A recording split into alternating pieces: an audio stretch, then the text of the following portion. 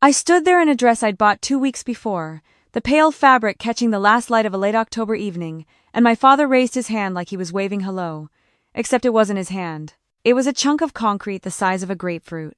I didn't understand what I was seeing, not until it made contact. The pain didn't come first, the sound did. A wet, cracking noise that didn't belong in a human body. That's what I remember most vividly. Not the pain or the blood, or even the falling. I remember the sound, like someone had snapped a tree branch inside my skull. My fiancé Marcus caught me before I went down. Marcus had his hands under my shoulders, his white dress shirt turning red so fast it looked like someone had upended a bucket over both of us. "I'm right here," he kept saying. "Stay with me." But my left eye wouldn't open. There was nothing there except darkness, and the sensation of something hot dripping down my cheek. When I finally managed to focus my right eye, the world came back in fragments.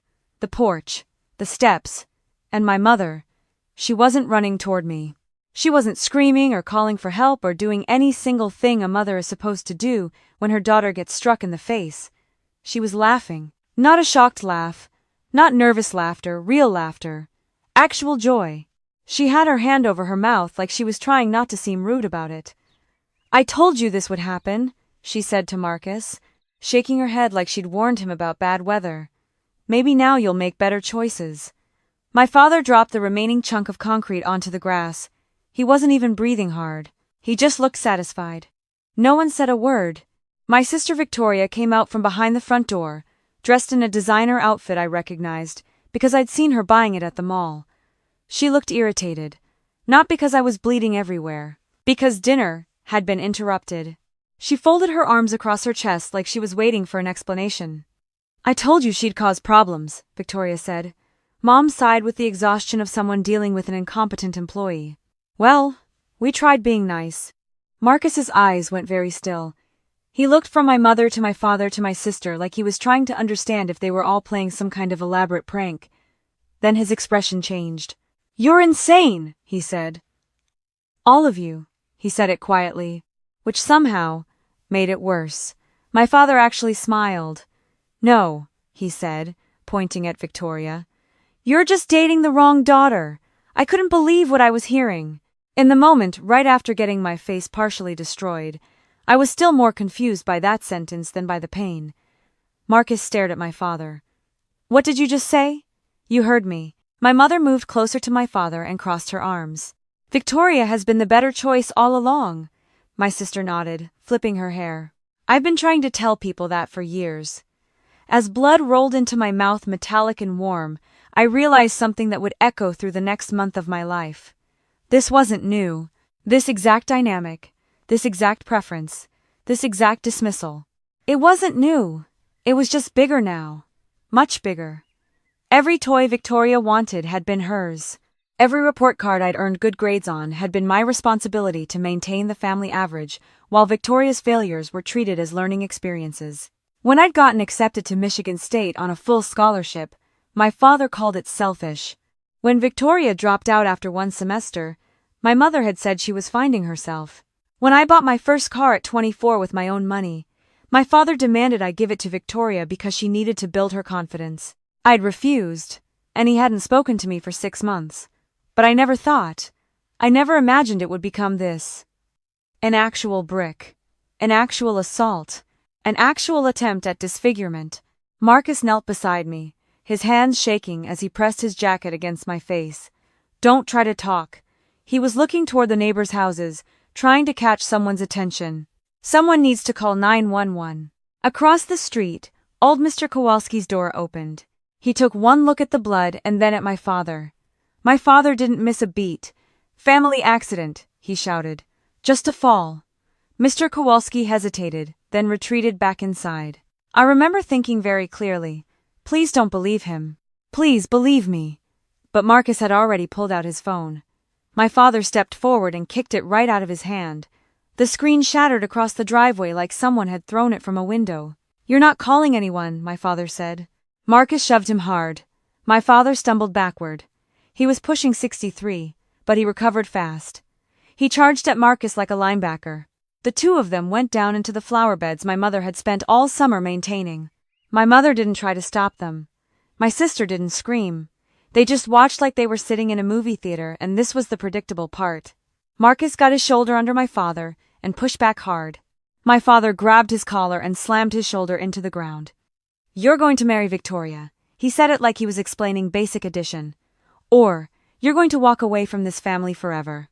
Marcus punched him right in the jaw. "I'm not marrying anyone but Daphne. I love her." My father spit blood onto the grass. "You think you do," he said. "That changes." Victoria stepped closer, her heels crunching on the crushed stone walkway. She smiled at Marcus, but it wasn't flirtatious. It was calculated. It was the smile of someone evaluating whether you were worth the effort.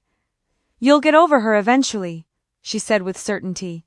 Marcus looked at her in disbelief. "I wouldn't date you if you were the last woman alive." Something flickered in Victoria's face. Something that looked like actual offense. She pointed toward me, bleeding on the porch. "You chose that over me." Her voice sounded genuinely wounded, like she was the injured party. My mother immediately wrapped her arm around Victoria and glared at Marcus like he'd personally betrayed her. "He'll figure it out," she said coldly. "He'll realize he made the worst decision of his life." Even though I was barely conscious, my stomach twisted. Not because of the physical pain, because none of this was a surprise. That's what hurt worse than the brick. I had spent my entire life watching my family prefer Victoria. But I had convinced myself it was something I could fix. If I just achieved enough, they'd stop. If I just loved them enough, they'd come around. If I just, what? Stopped existing? That was what it felt like they wanted. When I was 8, Victoria wanted my bicycle, so she got it. When I was 13 and Victoria wanted to wear my new sweater to a school dance, it became hers. Every time she failed at something, soccer, piano lessons, her first job, I was told it was my responsibility to make up for her disappointment by downplaying my own accomplishments. There was an unspoken rule in my family. Victoria was special, and I was the baseline, the thing you measured progress against, the thing that had to be diminished so that something else could shine brighter. Marcus finally managed to shove my father off him, and he ran toward the street. A pickup truck was coming up the block. He waved frantically. The driver stopped. A man with gray hair and calloused hands and the kind of face that belonged to someone who'd spent his life working outside. One look at me and he knew. "Oh my God," he said. "We need an ambulance." He didn't hesitate. He pulled out his phone immediately. My father started toward him. "You don't need to do that." The man pointed directly at my father. "Take one more step and I'm telling dispatch you're assaulting me." My father froze. For the first time all evening, he looked uncertain. The sirens arrived 7 minutes later.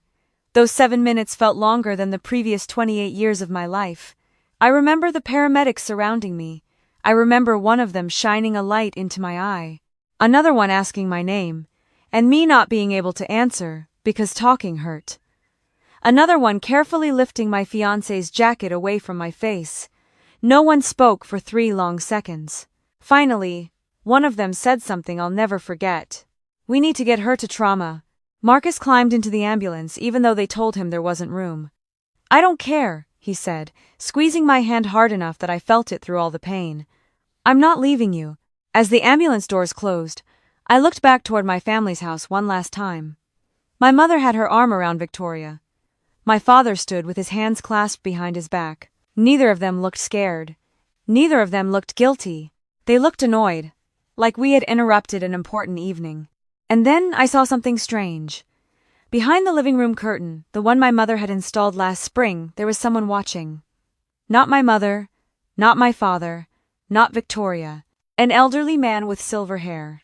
Someone I'd never seen before in my entire life. He saw me looking.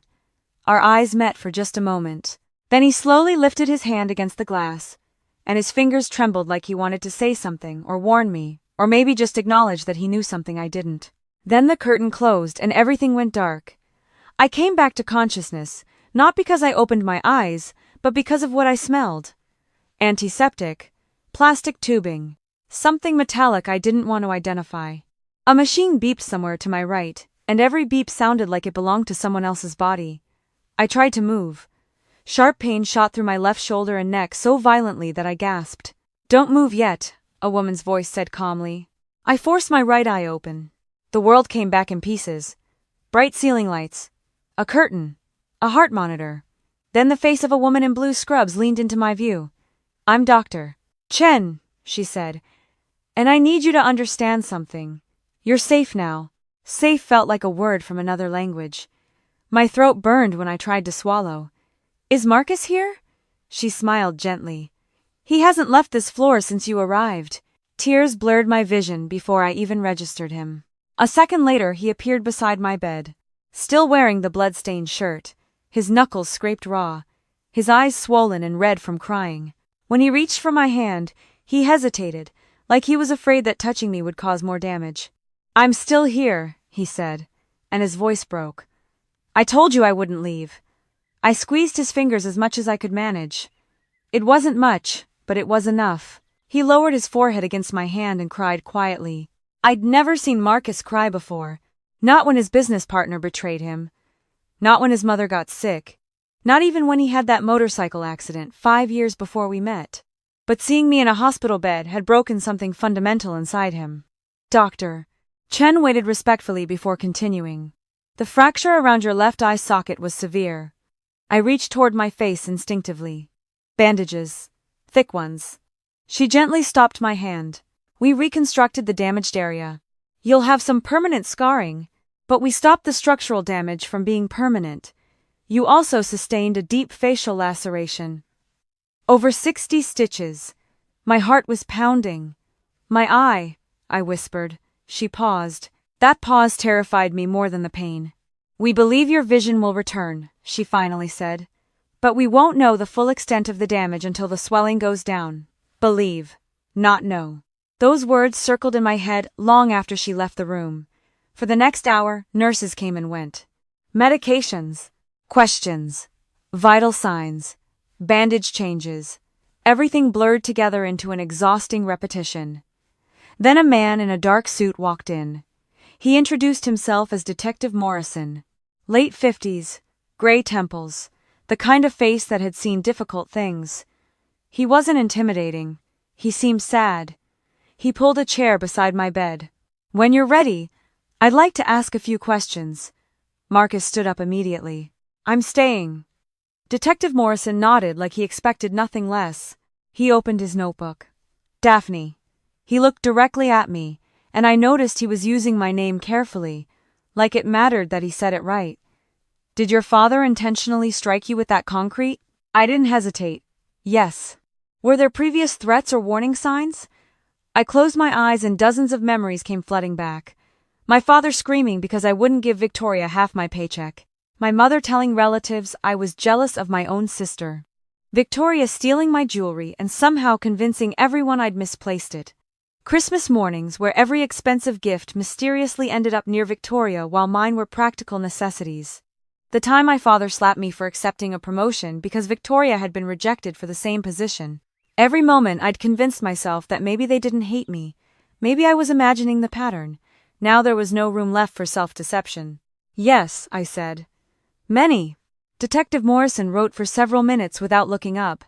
Then he asked something unexpected. "Why did your father want your fiancé to leave you?" I looked at Marcus. He slowly nodded. "It was time to tell the truth." "Money," I said. "He became wealthy." "Explain," Morrison said. 3 months ago, Marcus sold his construction company," I said slowly. "He became very wealthy." Morrison looked at Marcus. "I prefer not to discuss the exact amount." Morrison nodded with respect. "I don't need the number." I continued. "My parents found out accidentally at a neighborhood event. Suddenly, my father was interested in seeing me again. For the first time in 2 years, he invited us to dinner. At first, I thought maybe something had finally changed. Maybe they'd finally accept Marcus. Maybe we could actually be a family. Instead, my mother spent the entire dinner asking about his investments and whether he planned to buy property. My father asked detailed questions about his business structure. And Victoria changed overnight. She laughed at jokes she'd spent years ignoring. She touched his arm whenever she spoke. She complimented everything, his watch, his suit, the way he held his glass. Everything. On the drive home, Marcus had looked uncomfortable. "I think your sister might have a crush on me," he said awkwardly. I laughed because I didn't understand yet. Neither of us understood. Within 2 weeks, Victoria started appearing everywhere. His gym, his favorite coffee shop, his office building, his running route, the grocery store he went to on Thursday mornings. Every single place felt like a coincidence until coincidences stopped being coincidental. Then she started texting him. He blocked her number. She got a new phone and texted again. He blocked that one too. She sent expensive gifts to his office. He returned them unopened. She mailed handwritten letters to our apartment. He burned them without reading. One afternoon, she waited outside our building in a dress that took my breath away. "I'll give you everything she never will," she said to him. Marcus just walked past her like she wasn't there. I thought that was the end of it. I was so wrong. She told my parents that Marcus was confused, not that she'd been rejected. My father actually believed her. My mother claimed I had manipulated him, that I was keeping him from seeing Victoria's true potential. After that, every conversation was the same. "You should step aside. Victoria deserves this. You're being selfish. You've always taken everything first." Eventually I stopped visiting. I thought distance would solve it. Instead, they invited us to dinner. The dinner that ended with concrete hitting my face. Detective Morrison closed his notebook slowly. He looked angrier than when he'd come in. "So this wasn't a random act of rage," he said. "This was connected to your family's attempt to force your fiancé into a relationship with your sister." "Yes, it was calculated. It was planned," Marcus added quietly. "They actually believed that disfiguring you would make me abandon you." Morrison stared at the floor for a long moment. In 29 years of investigations, he finally said, "I've seen terrible family situations, but this is among the worst." Before I could respond, someone knocked on the door. A nurse peeked in. "Detective, there are 3 visitors asking to see Miss Pierce." My stomach dropped. Morrison frowned. "Names?" The nurse checked her clipboard. "Robert Pierce.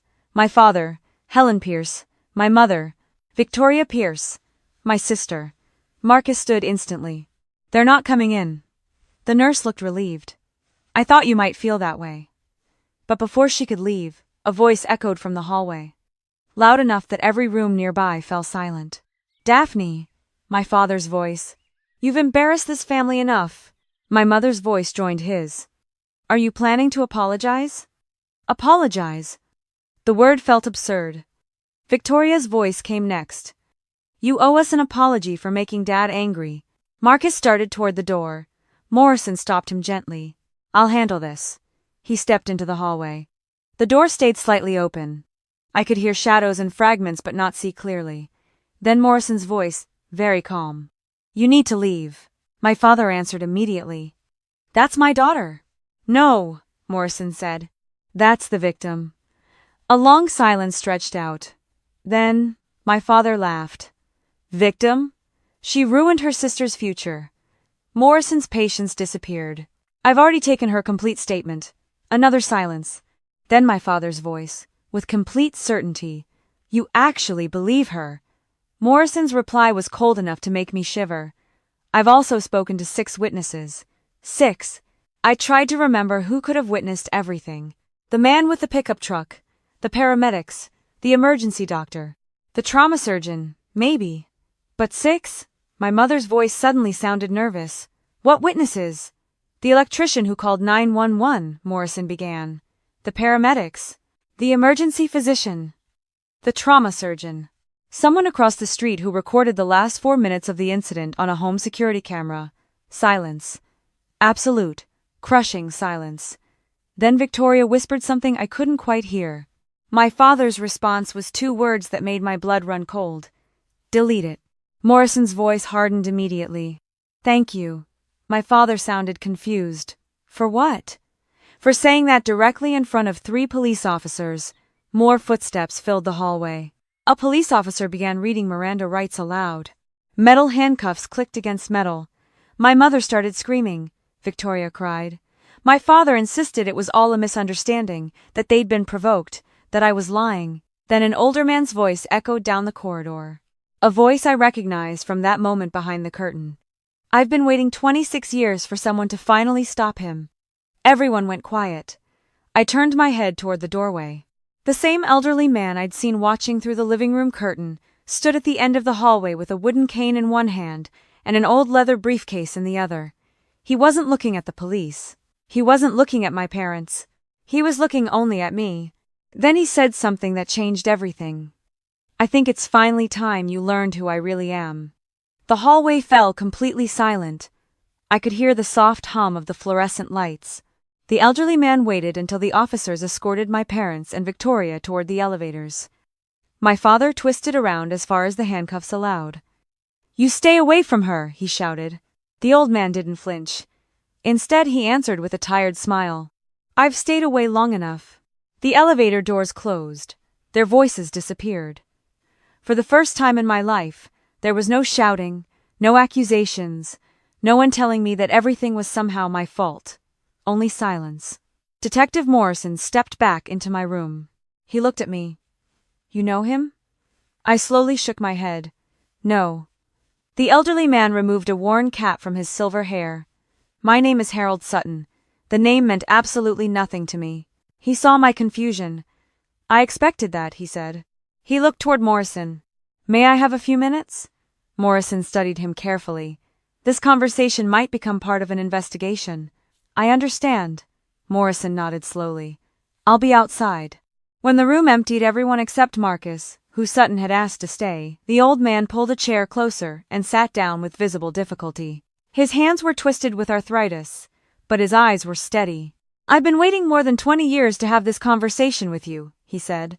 "Who are you?" I asked again. His gaze drifted toward the window.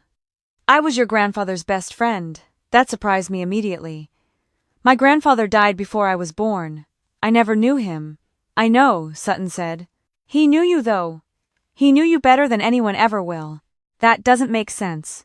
Sutton reached into his leather briefcase and removed an old photograph inside a protective plastic sleeve.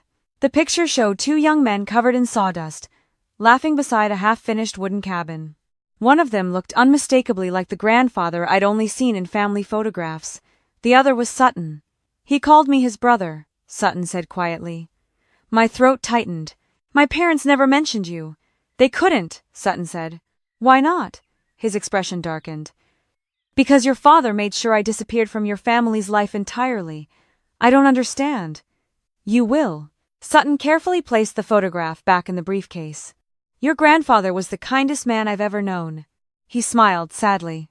"When he learned your mother was pregnant with you, he built a wooden cradle with his own hands. I pictured it without meaning to. Smooth wood. Hand-carved details. A grandfather preparing for his first grandchild with love. What happened to the cradle?"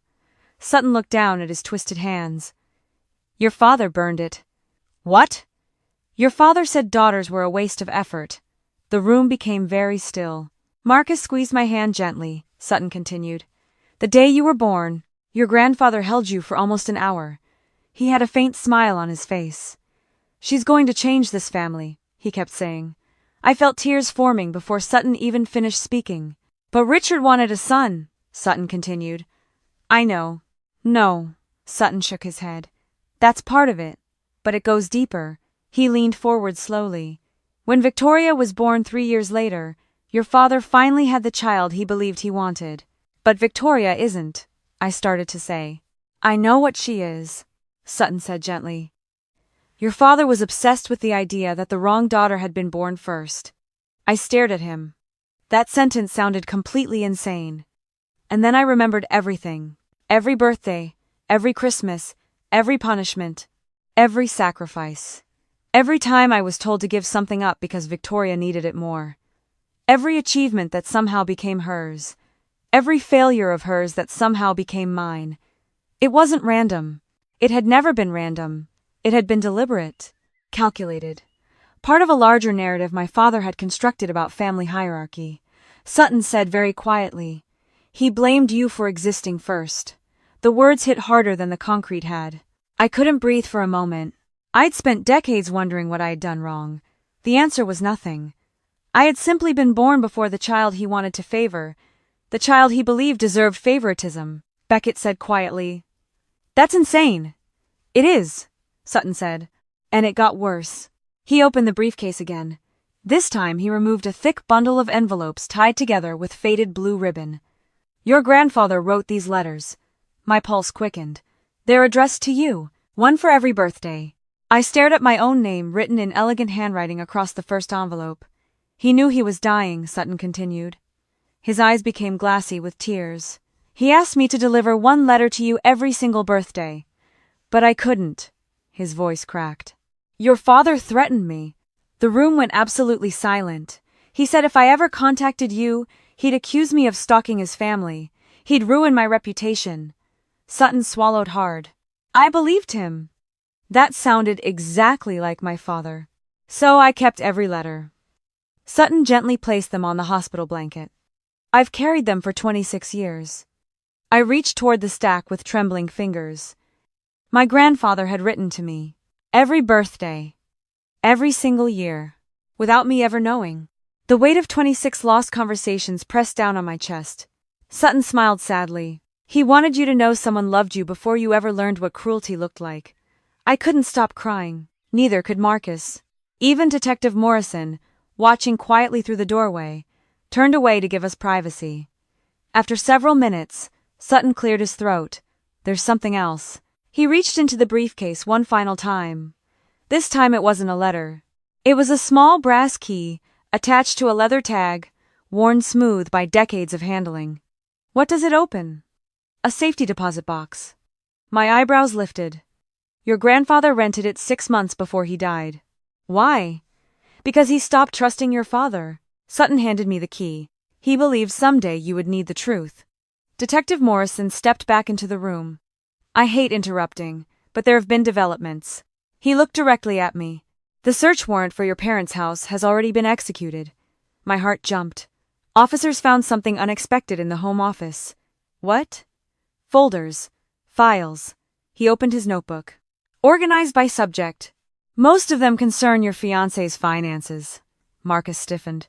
They had detailed records, schedules, photographs, business articles, copies of interviews, addresses, everything. My stomach dropped. They were tracking him. Carefully. Methodically. For months. Morrison hesitated. We also recovered handwritten notes. What kind of notes? He slowly read aloud. If Daphne is no longer an option, he'll eventually choose Victoria. The room fell silent. Morrison continued reading. Appearance is everything. He turned another page. If her face changes, he'll realize which sister is worth building a future with. Marcus's jaw clenched so tightly I thought his teeth might crack. They planned this. Morrison nodded. It appears they discussed it repeatedly. They had sat down together. My parents and my sister. And they had planned to destroy my face. Not in a moment of rage. In a premeditated, documented, written-down strategy to clear a path for Victoria. I felt cold despite the warm hospital room. This hadn't been a burst of uncontrolled anger. This hadn't been a terrible mistake. My father hadn't grabbed the nearest heavy object during an argument. They had chosen this. They had written about this. They had convinced themselves that destroying my appearance was a reasonable solution to a problem that existed only in their heads. The realization hurt almost more than the physical injury. Just then, a nurse entered carrying a cordless phone. Miss Pierce? She said uncertainly. You have a call. For me? Through Detective Morrison's office. The nurse looked confused about why that would be necessary. She handed me the phone. With shaking fingers, I lifted it to my ear. For several seconds, no one spoke on the other end. Then a woman's voice came through, quiet and struggling between sobs. Daphne? You don't know me. It wasn't my mother. It wasn't Victoria. I had never heard this voice before. But I'm your father's younger sister. I froze. My aunt? She had a sister? She began crying harder. I've been hiding from your parents for 24 years. That couldn't be real. I'd spent my entire life with no knowledge that this woman existed. Your father made certain of that, the woman said. Then she whispered something that changed everything. Whatever they told you about the family is only half the truth. For several seconds, I couldn't formulate a response. I just held the phone while my heart pounded against my ribs. Finally I managed. Yes? Her voice trembled. My name is Naomi Sutton. Wait, Sutton? I glanced at Harold. He gave a small, sad nod. Naomi continued. I've lived under my married name for more than 2 decades. I stayed away because every time I tried to contact you, your father found out. Harold's expression darkened. He still has friends in town, he said quietly. It happened to me too. Naomi's voice grew steadier. When I heard your father had been arrested, I knew it was finally safe to call you. I closed my eyes. What did you mean when you said I only knew half the truth? There was a long silence on the other end. Then Naomi answered. Your father wasn't always cruel. That surprised everyone in the room. He became obsessed after our father changed his will. Harold frowned. I knew they argued. You didn't know why, Naomi said. Our father discovered Richard had been stealing money from the family business. Harold looked genuinely stunned. For years, she continued. Our father forgave him once, but then he caught him again, and he did something that changed everything. What?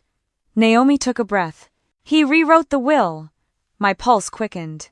He left Richard the business itself, but with strict conditions. What kind of conditions? If Richard was ever convicted of a violent felony, or if he intentionally harmed a member of his immediate family, he would lose every remaining family asset. Detective Morrison slowly looked up from his notebook. What assets? Naomi answered very quietly. The original business property, the surrounding commercial land, a lakeside cabin in Michigan, investment accounts, mineral rights, and a family trust. Morrison's eyes widened. Estimated current value? She paused.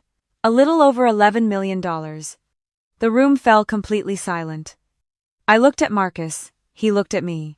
We both looked at Harold. Harold slowly whispered. He never told me that part. Naomi continued. Our father was convinced Richard loved money more than he loved people, so he built one final safeguard. My breathing became shallow. If Richard ever committed serious violence against any of his own children, the entire protected asset would automatically transfer to that child instead. I stared at the phone. You mean? Yes, Naomi said. For 26 years, our father believed that controlling you would eventually give him everything. Instead, the moment he smashed that concrete into your face, he destroyed the very future he had spent his entire life protecting. Detective Morrison slowly closed his notebook. I'll need documentation. Naomi replied immediately. I already emailed certified copies to the district attorney this morning. Morrison actually smiled slightly. I had a feeling you'd be prepared. I've been waiting for this day for 24 years, Naomi said quietly. After the call ended, the room remained very quiet. Nobody celebrated. Nobody smiled. It didn't feel like winning. It felt like finally understanding why my childhood had been so painfully unequal. The favorite daughter wasn't chosen for her merit. She was chosen because my father had built a narrative around her existence that made him feel less ashamed of his own failures. And the worst part? The very worst part? He had spent 2.5 decades trying to control me, diminish me, push me aside, all because he was terrified that I might somehow stand in the way of his financial legacy. He had created his own destruction. 2 days later, the swelling around my eye had started to improve. Dr. Chen entered my room carrying the latest scan. She looked cautiously optimistic. I have good news. Marcus immediately stood. The optic nerve looks healthy, she said. I held my breath. We expect your vision to recover fully. The relief that flooded through me was impossible to describe. I cried. Marcus cried. Even Dr. Chen smiled gently. I definitely prefer happy tears.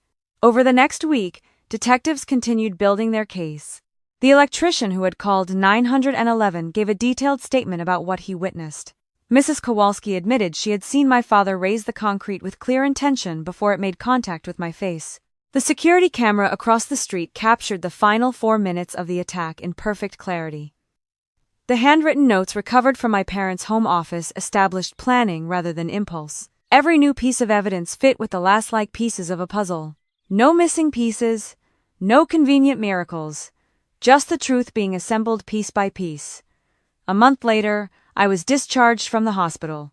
The first place I asked Marcus to take me wasn't home. It was the cemetery. Harold met us there carrying a small bundle wrapped in cloth. Your old friend wanted you to have this, he said gently. Inside was the wooden nameplate from the cradle my grandfather had built. the one my father had destroyed all those years ago. Only one small piece had survived the fire. Across the front, hand-carved in elegant letters, were 4 simple words. For my first granddaughter, I ran my fingers across the worn wood. The surface was smooth except for one rough edge, evidence of the flames. For the first time in my entire life, I felt chosen instead of tolerated, loved instead of compared, seen instead of ignored. We placed fresh wildflowers beside my grandfather's headstone. "I finally got your letters," I whispered to the stone. I could almost feel the breeze acknowledge my words. Several months passed. My facial scars faded, though they never disappeared completely. I stopped trying to hide them. One afternoon, I caught myself tracing the thin line beneath my left eye in the mirror, and I realized something important. For years, I believed that beauty meant looking untouched, unmarred, perfect. Now I knew differently. The scar wasn't something to hide. It was proof. It was proof that I had survived people who wanted to erase me.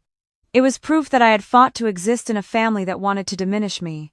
It was proof that I had chosen love over cruelty, loyalty over bitterness, healing over revenge. The legal process moved forward. My parents eventually accepted responsibility through a negotiated plea agreement rather than forcing every witness through a lengthy trial. The court considered the overwhelming evidence, the documented planning, the severity of the injuries, and the clear premeditation before imposing substantial prison sentences. My parents received 12 and 10 years respectively. My sister Victoria received 5 years. There were protective orders preventing any contact. There was financial restitution for every medical expense. The civil matters followed. Because of the trust provisions my grandfather had created decades earlier, ownership of the protected family assets transferred exactly as he had intended. I didn't celebrate receiving them. That wasn't what this was about. Instead, I sold the commercial property and used the proceeds to fund something my grandfather would have appreciated. I preserved the lakeside cabin where my grandfather had spent his happiest moments.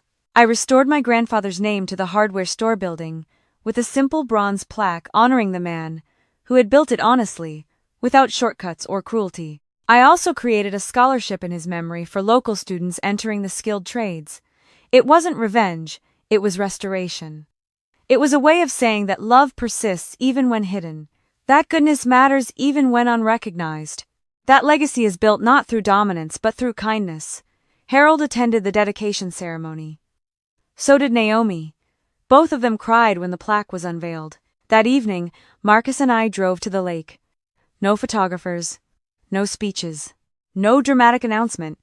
Just the 2 of us sitting on the old dock while the sun disappeared behind the water and the world went quiet. He reached into his jacket.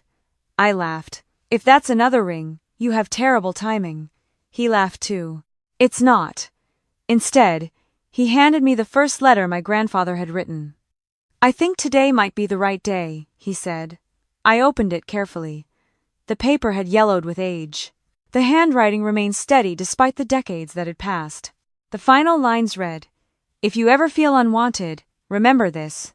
The people who fail to love you are revealing something about themselves, not about you. Build a life where kindness is inherited instead of cruelty." I folded the letter and looked across the quiet lake. For years I had waited for my family to find my worth.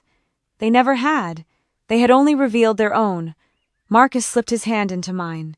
"So," he smiled, "do you still want to marry me?" I looked at the scar reflected faintly in the water, then at the man who had refused to leave my side from the moment that concrete made contact. "I was never worried about whether you'd still love me," I said. He raised an eyebrow. "No?" I smiled for the first time in months. I was waiting to see if you'd ever stop making terrible jokes.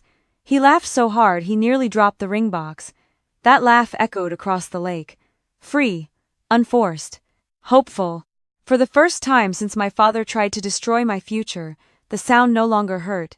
It sounded like the beginning of everything I was about to build. Now, I want to ask you something.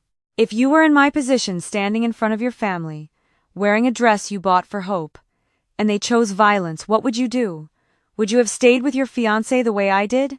Would you have fought for justice? Or would you have disappeared? Type 1 if you would have confronted them. Type 2 if you would have walked away quietly. Type 3 if you honestly don't know. And I'm curious where you are in the world right now. What time is it where you're watching this? What country? Because I think stories like this matter more when we hear them from a place of safety. When we're not living in the fear that made my childhood feel impossible. Have you ever had someone in your life who looked right through you? Who preferred your sibling? Who made you feel small so that someone else could feel big? If you have, I want you to know something. It wasn't random. It wasn't your fault. And it doesn't define what you're capable of becoming. If you haven't experienced this, hold on to that. Protect it. Don't take family for granted just because you haven't felt this kind of pain. Please subscribe if this story resonated with you. I share stories about family, resilience, and the ways that love persists even in the darkest circumstances. New video every week. I'll be here.